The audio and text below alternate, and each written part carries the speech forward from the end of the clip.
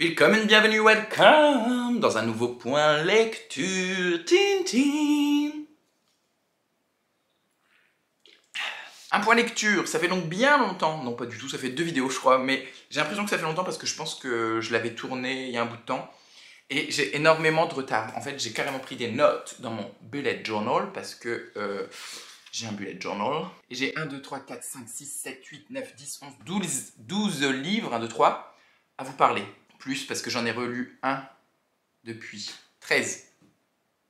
Ça va être long. En clair, je vous présente des bouquins, ils ne sont pas classés par ordre de préférence comme je le fais habituellement, et je vais sûrement galérer parce que ça fait longtemps que je les ai lus. Tout d'abord, je vais vous parler de La Dame en Blanc de Wilkie Collins, W. Wilkie Collins, que j'ai dans cette belle édition de chez Libretto. C'est vrai qu'ils font des beaux bouquins chez Libretto, et que j'ai lu en lecture commune avec les 3 copains, Cyrielle Despotrominé, Anne-Gaëlle du Comte Grand Ours et Christophe sur la route des livres. Nous l'avons donc lu en lecture commune il y a... Oula, c'était à Pâques. En gros, on a choisi, je crois que j'en ai déjà parlé dans une vidéo, mais on est un groupe de 4 amis qui avons des goûts de lecture plutôt différents. Et donc on a choisi chacun un livre et on va se faire 4 lectures communes tout au long de l'année. Il y en a déjà 2 que je vais vous parler. Et les 2 autres se feront plutôt en fin d'année. Donc ça, c'était le livre choisi par Cyrielle Despotrominé, qui a été écrit dans les années 1800, je crois. Donc ce roman a été écrit dans les années 1860. Je crois que ça a été publié en mode feuilleton, mais je me trompe peut-être. Parce qu'ils disent publié ici en version intégrale. Et Dickens était jaloux, et je crois que Dickens publiait ses romans en feuilleton, donc ça serait pas impossible que celui-là aussi. C'est un roman noir où on va suivre Walter, qui est prof de dessin, et qui se retrouve à aller dans un manoir un peu perdu dans la campagne britannique, je sais plus exactement où. Et en fait, en allant dans ce manoir dans lequel il doit donner des cours de dessin à une des 2 filles, car c'est un manoir où il y a deux sœurs qui vivent avec leur oncle, car leur père est décédé. Donc on est avec ce mec qui va au manoir, et sur la route, il tombe sur une femme en blanc, la dame en blanc, qui semble un peu perdue, un peu bizarre dans sa façon de parler, dans sa façon d'agir, enfin un peu ailleurs. Et cette femme, il l'aide très rapidement, je crois qu'il l'aide à la cacher ou à la déposer quelque part, quelque chose comme ça. Et elle s'enfuit, après il la revoit plus, et il apprend par la suite que cette dame en blanc s'est évadée d'un asile, qu'il y a une histoire, etc. Donc ça va être un peu le fil rouge de cette histoire, quand on est sur en gros un espèce de petit secret de famille, ou ouais, voilà, une histoire familiale avec cette dame en blanc qui a évidemment un lien avec le manoir, et notre bon monsieur Walter va tomber amoureux d'une des 2 sœurs, ça va être un amour impossible, et blablabla, et blablabla. Un peu le schéma assez classique. En même temps, le bouquin a été écrit, je vous dis, en 1861, donc je ne m'attendais pas à quelque chose de novateur. Ce qui aurait pu l'être, c'est que le roman est découpé en plusieurs parties, je ne sais plus comment ils appellent ça, ils ne l'appellent pas, plusieurs récits, voilà, où on va jamais être avec la même personne qui va nous raconter l'histoire, on va suivre l'histoire dans l'ordre chronologique dont elle s'est déroulée, car c'est un rappel des faits après le déroulement de l'histoire. En gros, c'est des personnes qui nous racontent l'histoire de comment ils l'ont vécu, et donc du coup on va alterner les points de vue de différents protagonistes tout au long du roman, que ce soit un voisin, la cuisinière, une femme de chambre, le professeur de dessin lui-même, une des 2 sœurs, etc. Donc ça, c'est, je pense, pour l'époque très novateur. Après, moi, ça m'a pas non plus transcendé parce que on est quand même dans un roman victorien, assez classique, et malgré les différents personnages qui prennent la parole, le ton employé et la langue employée, je trouve, par l'auteur, ne changeaient pas. Que ce soit une femme de chambre ou alors la petite noblionne... la petite noble, enfin la femme noble, en fait, elle parlait de la même manière, plus ou moins, donc c'est un peu dommage, mais en même temps, je le voyais mal peut-être utiliser de l'argot ou quoi que ce soit. À mon avis, à ce temps-là, ça ne se faisait pas dans les romans. Je ne sais pas pourquoi j'ai pris cet accent-là. Ça m'a pas totalement déplu. Je savais que je n'aimerais pas forcément, car je suis pas fan de la littérature victorienne. Ça fait 660 pages, et je crois me souvenir que je l'avais pas traîné trop longtemps, mais voilà. J'étais plus ou moins porté par l'histoire, et j'ai trouvé la fin un peu abracadabrantesque. On n'est plus du tout dans la langueur. En fait, tout le long du roman, il y a des longueurs à votre appréciation, car le moindre fait est décortiqué pendant 100 pages, pendant plusieurs récits différents de différentes personnes, le moindre petit truc. Donc c'est pour ça, en fait, il se passe pas grand-chose, car c'est juste que tout prend du temps et tout est lent à se mettre en place.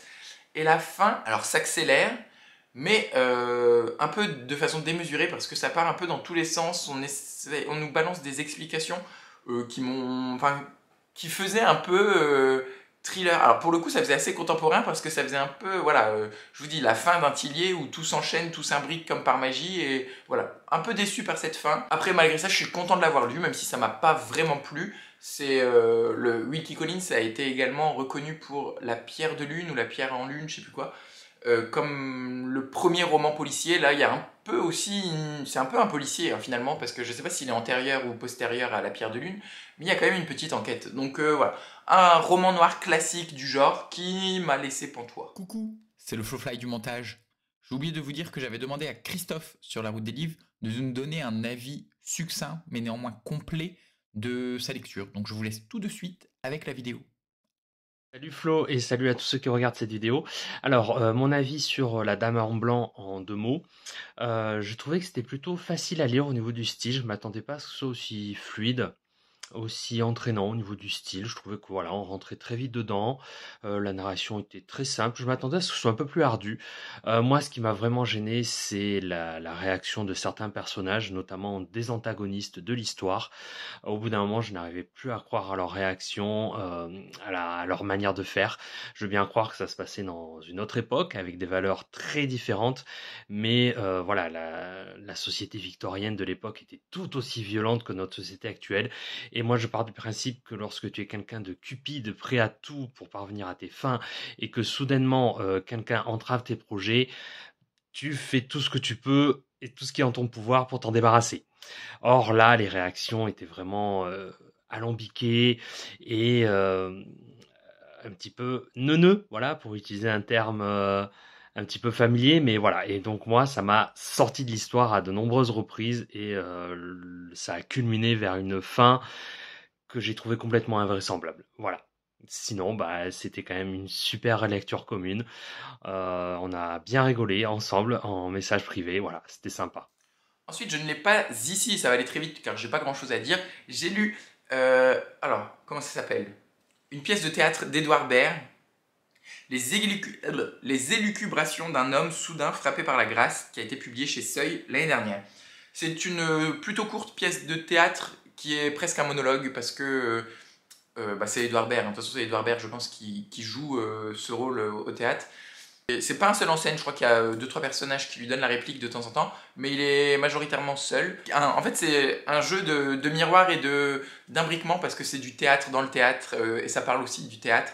On est avec un homme qui fuit un théâtre car il n'a pas envie de faire sa représentation et il débarque dans un nouveau théâtre, le théâtre dans lequel nous sommes. Enfin, moi en tant que lecteur, j'y étais pas, mais si vous allez voir la pièce au théâtre, en gros, je pense qu'il rentre pas sur scène d'ailleurs par la scène, je pense qu'il rentre sur scène par un couloir ou quelque chose comme ça.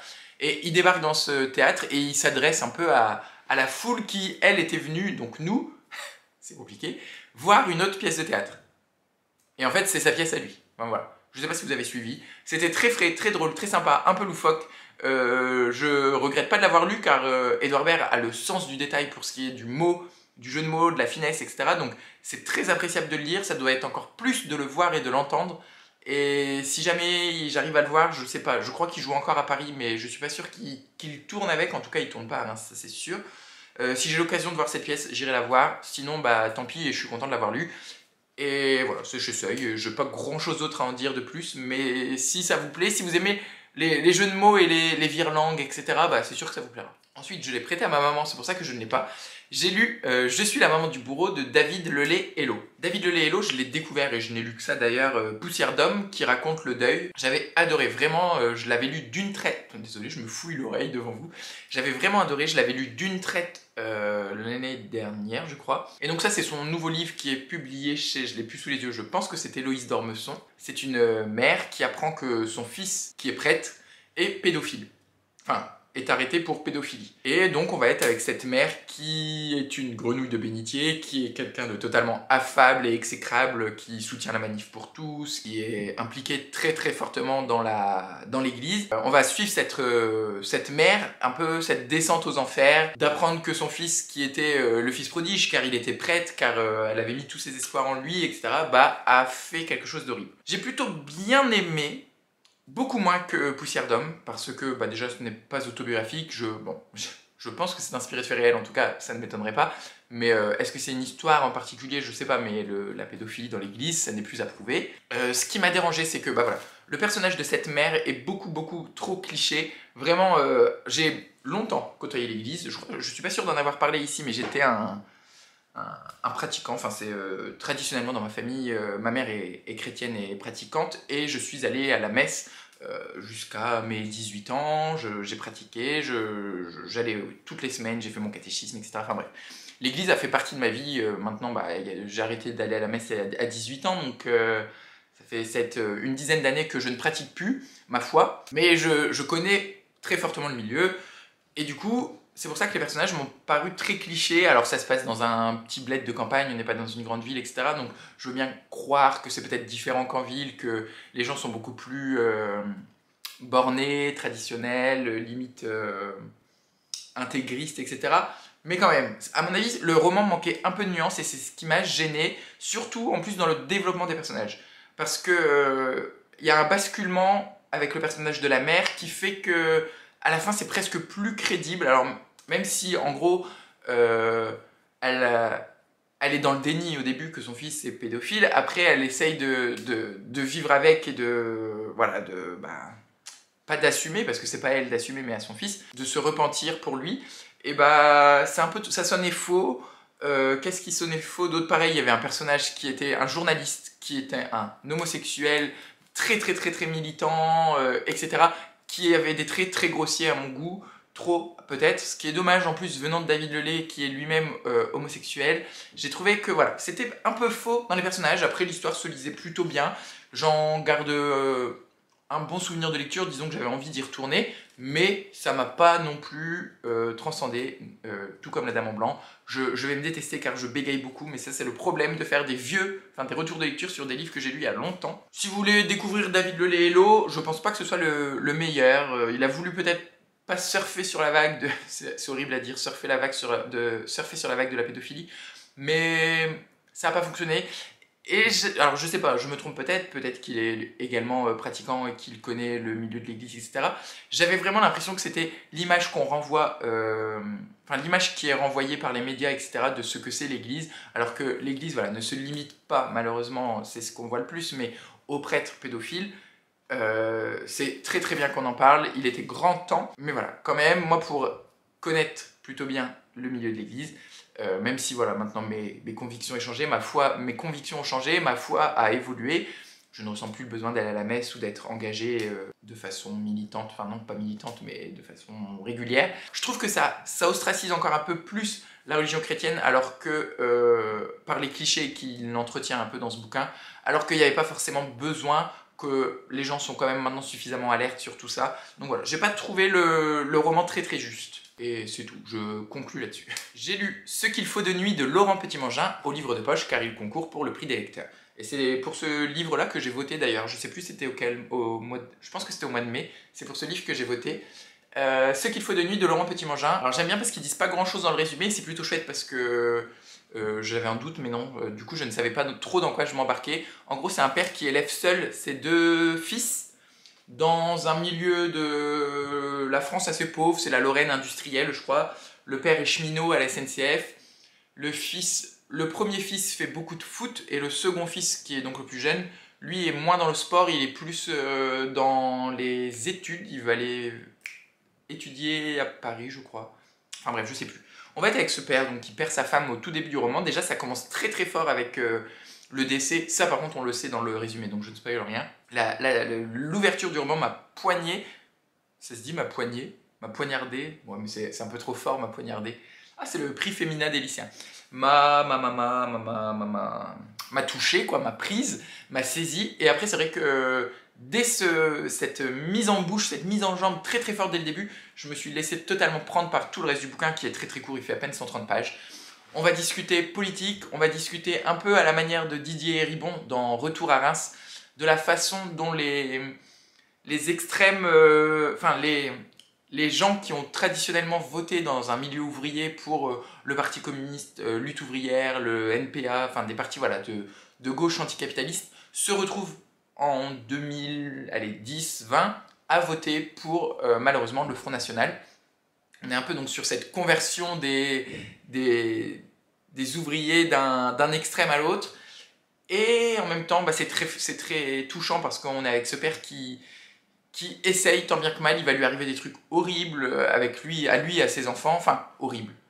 Disons que la perte de la mère n'est pas la seule chose malheureuse qui leur arrive. Il y a un autre gros événement, mais qui arrive au milieu du roman, qui permet de donner un second souffle, alors que le roman n'en a pas besoin d'un second souffle, car on est à peine sur 130 pages. Mais voilà, ça permet d'entretenir le train parce qu'il est cheminot, non mais d'entretenir la lecture, de ne pas vouloir le lâcher. Ça a fonctionné avec moi, j'ai adoré, j'ai trouvé ça très beau, très facile à lire et en même temps très juste sur les questions qu'il aborde en très peu de lignes, avec des personnages qui peuvent pas être extrêmement développés par la petitesse du roman et qui pourtant eux sonnent limite plus justes, je vous dis, que les personnages de David Lelay dans La Maman du Bourreau. Et tant qu'on est dans le prix des lecteurs, j'avais également lu pour le mois de mai 4 amours de Cristina Comancini. Je ne suis pas allé au bout. Je suis allé page 150 et il en fait 200. Il me reste vraiment 50 pages, c'est vous dire à quel point j'en avais plus rien à faire de ce qui leur arrivait. Et j'aurais pu me forcer pour les 50 pages, mais j'avais tellement aucun intérêt au fur et à mesure que ça avançait que je préfère arrêter.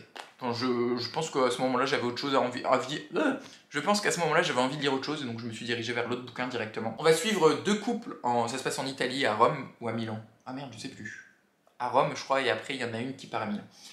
On va suivre 2 couples, Martha et Andrea, Laura et Piero. Et en gros, dans un des 2 couples, ils ont la quarantaine, à peu près, au bout de 25 ans. Si on suppute qu'ils se sont mariés à 20 ans, 45 ans. Donc 2 couples, ils sont déjà installés, qui ont une routine, des enfants, certains même, les enfants sont déjà partis du foyer, etc. Et au bout de ces 25 ans, ces 2 couples qui sont amis, dans un des 2 couples, c'est la femme par lassitude qui quitte son mari, et dans l'autre couple, c'est le mari qui trompe sa femme et qui la largue pour aller avec une midinette, je crois. Et on va être dans un espèce de milieu bourgeois romain qui m'a emmerdé totalement. Vraiment, on était avec j'avais l'impression de lire que des problèmes de riches. Leurs problèmes n'en étaient pas vraiment. On essaye de nous vendre un truc sur les couples qui s'enlisent un peu dans la routine, sur la séparation quand elle est d'un côté décidée, de l'autre elle l'est un peu moins, comment se séparer à 50 ans, si tant est qu'il y a une recette sur comment ça doit se passer. Mais en fait, les personnages étaient sans arrêt en train de geindre, et ça m'a gavé à tel point que j'en avais plus rien à foutre, et je vous dis, à 50 pages, j'étais en mode « Eh merde, allez vous faire foutre, et puis voilà, je m'en fous, votre vie ne m'intéresse guère les amis, séparez-vous et faites pas chier au bout d'un moment, voilà, vous aimez plus. » Il y avait la plume, je l'ai trouvée molle, je sais pas si ça se dit d'une plume qu'elle est molle, mais c'était très ploum, un peu, pas lourdeau, mais vide. Et ça m'a fait chier. Donc j'ai abandonné ce bouquin. Et c'est très rare, hein. Franchement, là ça va faire plus d'1 an, maintenant 1 an et demi que je suis sur YouTube. J'ai dû abandonner, je sais pas, 3 ou 4 romans, c'est très très rare. Ça va peut-être vous plaire, j'en parle avec une autre Instagrammeuse et YouTubeuse qui participe aussi au prix des lecteurs, donc on reçoit les mêmes bouquins tous les mois. Je vous mets sa chaîne Instagram, sa chaîne YouTube ici et son compte Instagram en barre d'infos. Elle s'appelle Daily Debbie. D'ailleurs, j'imagine qu'elle s'appelle Déborah, ou peut-être Debbie. Et je crois qu'elle l'a plutôt aimé quand on a parlé. En tout cas, elle s'est moins ennuyée que moi. Donc ça va peut-être vous plaire, c'est juste que moi c'était peut-être aussi pas le moment, pas le jour, ou que sais-je. On peut continuer. Oh, un coup de cœur. À crier dans les ruines de Alexandra Kozelik aux éditions Point, et qui a été publié en grand format aux Forges de Vulcain l'année dernière ou il y a 2 ans. Alors celui-là, je l'ai vu passer assez régulièrement depuis 1 an sur Instagram, YouTube, et plus particulièrement avec Lisa du compte Lisa Giraud-Taylor, et je crois que c'est Mallory, je me trompe peut-être. Malo Books, je crois, sur Instagram, et qui en a parlé pendant un live de Séverine. J'espère ne pas me tromper, enfin bref, je remettrai tout en barre d'infos. Et de ce que Mallory en avait dit en live, ça m'avait encore plus donné envie, déjà que j'avais un peu envie de le lire. Là, avec ce qu'elle avait dit, ça m'a totalement convaincu. On va suivre Léna et Yvan qui habitent à Tchernobyl, juste avant la catastrophe. Ils se rencontrent à la maternelle, ou je sais plus, à l'école primaire, enfin bref. Très jeunes, ils s'aiment, ils sont amoureux et ils vivent une petite romance, une petite amourette d'enfance, puis d'adolescence. La famille d'Yvan est une famille très modeste, qui n'a pas forcément de moyens, alors que la famille de Léna est une famille d'érudits car ses deux parents sont assez haut placés à Tchernobyl la station, non pas la station balnéaire, la centrale nucléaire. Oh purée, j'ai du mal à parler. La chaleur, ça m'abrutit les neurones. Et donc, quand il va y avoir la catastrophe nucléaire à Tchernobyl, ils vont devoir se séparer. Parce que les parents de Lena sentent venir le truc, ils travaillent à la centrale, ils voient que ça sent mauvais, ils prennent la fuite directement, ils arrivent en France et ils vivent en France. Alors que Yvan, famille modeste, etc., son père travaillait probablement dans l'usine ou je ne sais plus, mais ne peut pas partir et donc il reste à Tchernobyl ou la petite ville à côté, je ne sais plus comment elle s'appelle. Et donc on va les voir grandir l'un de l'autre, on va les voir se manquer car ils vont s'écrire des lettres qui ne seront pas toujours répondues car l'un n'a pas l'adresse de l'autre, enfin elles ne seront jamais répondues d'ailleurs parce qu'il n'a pas son adresse, donc ça va être que des lettres d'amour sans retour. C'est beau, c'est triste, c'est touchant. J'en parlais avec Anne-Gaëlle qui l'a lu peu après moi je crois. Au début elle n'était pas vraiment convaincue parce qu'elle disait oui, l'histoire d'amour elle est un peu grosse, les deux gosses qui se rencontrent très jeunes et qui s'aiment toute la vie, etc. Mais en même temps moi j'ai pas trouvé parce que ils se quittent à l'adolescence et donc voilà, Lena oublie Yvan. Yvan, lui, il reste là où il y a eu la catastrophe. En fait, c'est ça aussi, parce que Lena, elle doit totalement se reconstruire, tout oublier de l'Ukraine qui est son pays, tout oublier de son ancienne vie et reconstruire quelque chose en France, alors que Yvan, lui, doit apprendre à vivre avec, parce qu'il vit toujours sur les lieux du drame. Il y a des personnes qui sont mortes, il y a eu la catastrophe nucléaire. Et donc, c'est deux modes de vie totalement différents. La fin est sympa, enfin, la fin. Je vous raconte pas, mais ça en gros c'est le tout début du roman. Et à partir de la moitié, il se passe quelque chose avec le personnage de Lena qui est vraiment chouette. Moi j'ai trouvé ça magnifique. C'était une très très belle histoire d'amour. Jamais cucu, jamais niaise. Bien écrit, assez doux. Voilà. Les points de vue s'alternent entre l'un et l'autre, on a les lettres de l'un et puis les lettres de l'autre, chacun leur vie de leur côté. J'ai adoré, ça coche toutes les cases pour moi, et ça fait très peu de... 200 pages, il en fallait pas plus, il en fallait pas moins, c'était parfait. Et merci Alexandra Kozelik pour ce beau roman sur l'Ukraine. Alors oui voilà, c'est ça aussi, si vous voulez un roman sur Tchernobyl, ça en parle un peu, mais c'est pas vraiment le cœur du roman. C'est le début, car c'est ça qui fait que les deux protagonistes se séparent, mais c'est pas le nerf de la guerre. J'ai lu un nouveau recueil de poésie de l'Iconopop, J'envisage l'impossible de Arthur Navellou, qui est connu sous un autre nom, je crois, sur Instagram. Je sais plus c'est quoi son compte Instagram, je vous le mettrai au pire. Arthur Navellou, c'est un musicien, je crois, musicien, chanteur, comédien et poète. Il a été repéré au sein du groupe de musique Catastrophe, voilà. J'envisage l'impossible est son premier livre. C'est un recueil de poésie autobiographique, enfin il raconte sa vie dedans. Ça donne pas envie comme ça. Mais au début, il fait des petits portraits. Alors l'ouverture, c'est en plusieurs parties en gros dans le recueil. Et l'ouverture, c'est des portraits. Il parle de Christian, son père, non, Christian, son grand-père, Odette, sa grand-mère, Pierre, son père, etc. etc. Il nous raconte la vie de sa famille. C'est des très très courts poèmes, quelques lignes à peine, pour nous parler de ses différents membres qui construisent son identité.